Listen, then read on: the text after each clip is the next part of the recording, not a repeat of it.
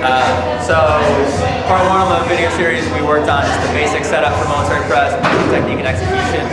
We're going to go over today just a couple of general mistakes that I see a lot of people make with the military press and how to go about fixing them. So one of the biggest things that I see in the beginning, or not in general, is too much weight.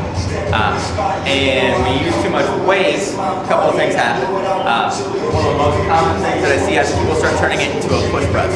And a push press is different than a military press. Military press, your legs don't bend. A push press, they do. So what I'll see is a lot of people say, weight out, and instead of keeping the legs straight, you press instead of overhead, keeping everything nice and tight, there'll be a big dip of the legs, and end up jumping the weight up and almost partly squatting the weight to get it up. So, biggest thing with that, easiest way to fix it, drop the weight down. Nothing incredibly complicated there.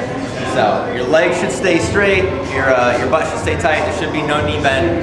When the knees bend, it's a push press, it's not a military press, so it's not the same lift. One of the other things that I see is a lack of flexibility that doesn't allow for proper execution of the lift. Usually I'll see one of two things. I'll see either people who aren't able to bring the shoulders back over the head, so when they press, they end up pressing straight out in front of themselves, which is typically limitations into the flexibility of the rotator cuff, into the chest, into the lats.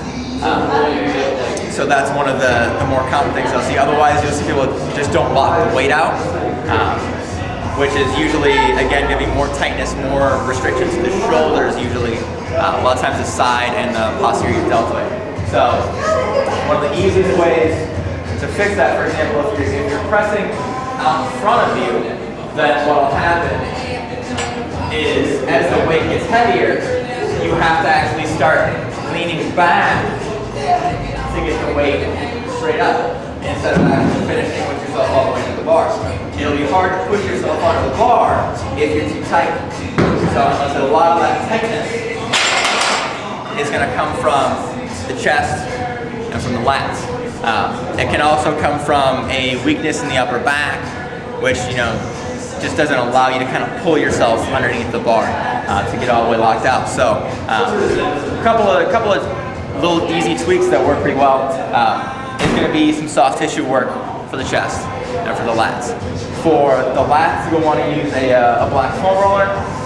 Whereas a hard density foam roller, I don't like the white ones because they tend to give a little bit too much. But anything that's dense will be fine. And for the chest, you want to use like a lacrosse ball, tennis ball, golf ball, something like that. So for the lats, it's pretty easy. Take a roller, come down to your side, and you keep the side that you're trying to roll, you keep the arms straight up. So what you're going to do is you keep this straight up. You want to keep the pressure square on the lats, lift your hips up, and just push yourself down the roller and back. When you find spots that get real tight, you want to just hold into it, try and put as much pressure down as you can, and just breathe deeply and relax. I usually recommend holding those tight spots maybe about 10 to 20 seconds, but you'll have to gauge when the pressure starts to release, or when it becomes a bit more tolerable, then you can keep rolling. You do as many rolls as it takes to help you loosen up. So, there's no standard for it. Some people might do 3 or 4, some people can do 15. And you can over-roll one side versus the other. So if I'm tighter on the right, I may do 10 rolls on my right, may do 5 or 6 on my left. So you don't have to necessarily do symmetrical volume on one side or the other. Easiest way to get the chest is using a golf ball, lacrosse ball, or tennis ball. I'm going to use a lacrosse ball. You'll need usually a wall for this just to get the right amount of leverage. All you're going to do is you're going to place the ball right about mid-chest in toward the inside of the pecs. You're going to press it up against the wall. You're going to work from the midline of the chest up to just below the collarbone. There's no need to go any higher. Stay off the bone, and you don't want to go any lower than the midline. So mostly the upper portion of the pecs, you're starting on the inside. Take your arms, just pull them back so it spreads the chest, so it's a little easier to push into. and then just adjust your feet so you get some good leverage to push into the wall. Push as hard as you can. And again, when you find those spots that get real tight, hold into it until the pressure starts to get a little bit better. Rolling all the way to the outside of the pecs, kind of underneath the armpit. And then rolling back. One of the other things that you can do to increase mobility through the rotator cuff into the upper back is called a wall slide. So a wall slide is basically like trying to do a military press against the wall. So all you would do is leave your feet about a foot away from the wall. Your hips should touch the wall. Your lower back should touch the wall. Your shoulder blades should touch the wall. And your head should touch the wall. So this is your starting position. Everything is flush up against the wall. And then what I want you to do, just bring your hands back like you're in the bottom of a military press. You want to get the elbow and the back of your fingertips to touch the wall.